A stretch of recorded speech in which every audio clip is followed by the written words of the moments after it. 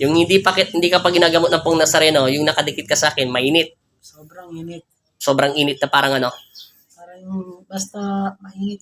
Mainit ka yung bigla akong dumikit, yung ganyan ako kalayo sa'yo. Pero yung wala ka pa dito sa bahay namin, hindi mo pa nararamdaman. Yun ha. Lahat ng sinabi mo ay wala kang alam, pero bilib lang ako sa'yo. Kasi lahat ng anghel ko alam mo. At sinabi mo pa si Apo Kristo, ang ganda pa ng pagkabanggit mo sa pong Nazareno, kay Apo Kristo, sa mahal na ina, at saka sino ba yan? Lourdes. Ayan. Ang umahawak daw sa iyo, hindi kanya pinapasok ha. Ginagabayan tayo ng Panginoon. Walang pumapasok na Diyos, sasabog tayo. Ginagabayan ka daw ng mahal na ina Saklolo at saka yung Apollo, Fatima. Ipagpatuloy mo daw na maglingkod sa Panginoon Kristo. Huwag mo daw intindihin yung mga taong nakapaligid sa iyo. Maging totoo ka sa sarili mo.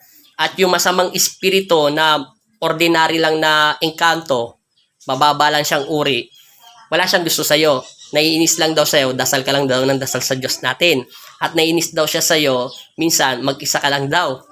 At naiinis daw siya sa'yo, naiinis siya siyang naaasar na hindi mo maintindihan gusto niya sabihin. Pero boses mo lalaki. Lalaking lalaki talaga. Galit na galit ka sa akin. Pero bandang huli, hindi siya nagalit sa akin. Pero bilib ako, lahat ng anghel ko alam niya. Hindi niya daw to nakikita. Naririnig niya sa kanyang isipan. At parang mata niya yung isipan niya. Nakikita niya yung harap, yung hinaharap ngayon, kaharap niya. Yun ang sinabi niya. Tapos, ang sabi mo, hindi pa na gumagalaw yung kamay niyo, no? Kaya kayo nagpagamot. Subukan mo igalaw. Hindi, angat mo. Wala na sakit. Wala na. Magang ng pakiramdam niyo. Saka nawala yung parang bato ito. Parang bato. Nawala na yung parang bato. Tapos, alam mo lang, may umahawak sa yung maitim. Tapos, yung nagising ka, pinababalik ka ng maputing. Anong maputi? Patay ba yun? Hindi. Hindi.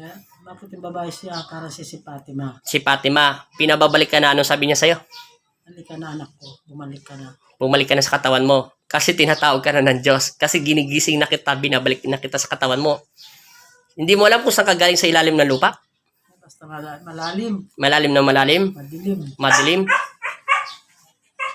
Bilib. Sinabi ko sa iyo ha, hindi ako nagsisinungaling. Paluin man ako ng aking Ama sa langit, tanggalan niya naman ako ng karunungan at kapangyarihan, buong puso ko tong tatanggapin na walang alinlangan. Pero katotohanan lang ang sinabi ko at hindi mo talaga alam ang mga sinasabi mo. May record kayo doon sa anak mo.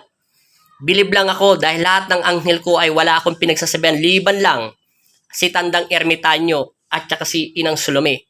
Ang nakakalam kasi sila ang nagbigay ng talaan ko. At nakasulat yung kung ilan ng mga anghel na kalagay sa paligid ko. At ang ganda ng pagkabagit mo sa pong Nazareno, sa Santo Niño de Tondo, bakit alam mo lahat yon na saan ako naggaling? At alam mo kung saan nanggaling lahat ng kakayahan ko? Bakit alam niyo yun? Kahit nanay ko, hindi ko kinukwento yon kahit sino. Kung sino, ilan ang anghel ko at mga pangalan ko, bakit kabisado mo lahat?